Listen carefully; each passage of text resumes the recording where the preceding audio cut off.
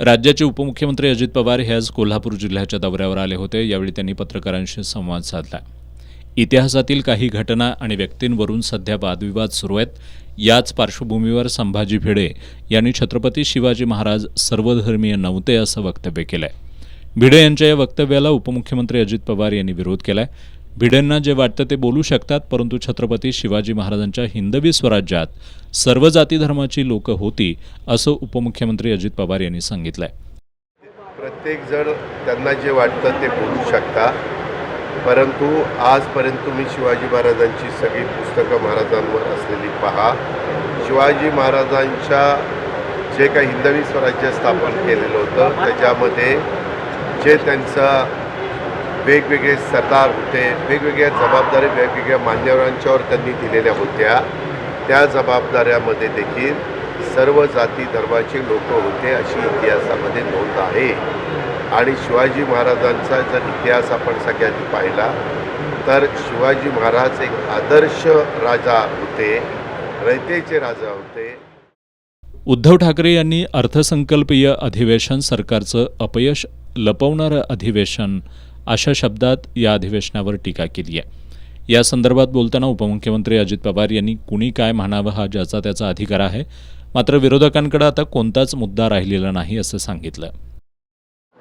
कुणी काय म्हणावं लोकशाहीमध्ये तो ज्याचा त्याचा अधिकार आहे। संविधानाच्या बद्दल शेवटच्या 2 दिवसात इतकी उत्तम चर्चा झाली की उद्धव ठाकरेंच्या पक्षाचे नेते विधिमंडळातले भास्करराव जाधव यांनीच अभिनंदन केलं की त्याची पुस्तिका काढा आणि ते सगळ्यांना सर्क्युलेट करा। एवढं सुंदर भाषण राज्याच्या मुख्यमंत्र्यांनी तिथं केलं। नंबर 1, आमचं अधिवेशन 4 आठवड्याचं झालं। पत्रकार मित्रांनो, मागचं रेकॉर्ड काढून बघा।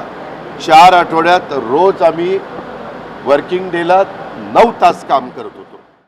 कोल्हापूर शहराच्या हद्दवाढी संदर्भात विचारलेल्या प्रश्नाला उत्तर देताना उपमुख्यमंत्र्यांनी हद्दवाढी संदर्भात लवकरच सकारात्मक निर्णय निघेल असं सांगितलंय।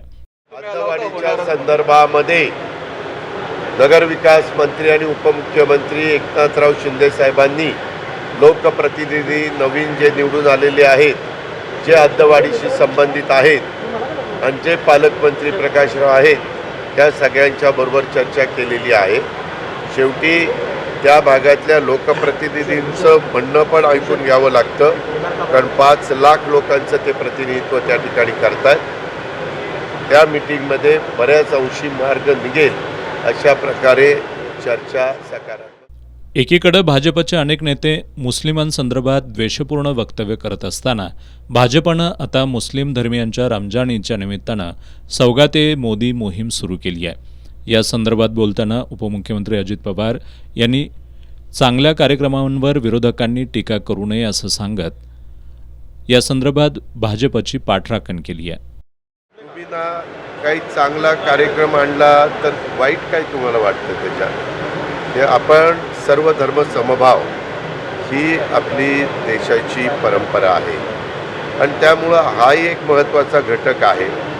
जसं इतर जातीचे, पंथांचे, धर्माचे वेगवेगळे सण असतात, काहींचे ख्रिसमस असतो, काहींचा त्या ठिकाणी दिवाळी असते, गुढीपाडवा असतो, अनेक प्रकारचे सण त्या बाबतीमध्ये असतात। तशा पद्धतीनं ह्यांचा रमजानचा पवित्र महिना महत्त्वाचा असतो।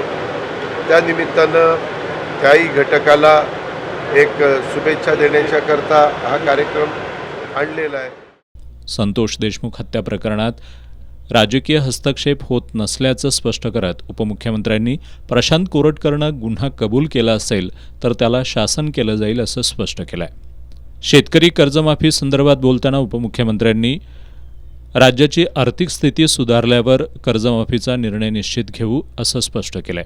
यावेळी पालकमंत्री प्रकाश आंबेडकर, वैद्यकीय शिक्षण मंत्री हसन मुश्रीफ, माजी आमदार राजेश पाटील आदी उपस्थित होते।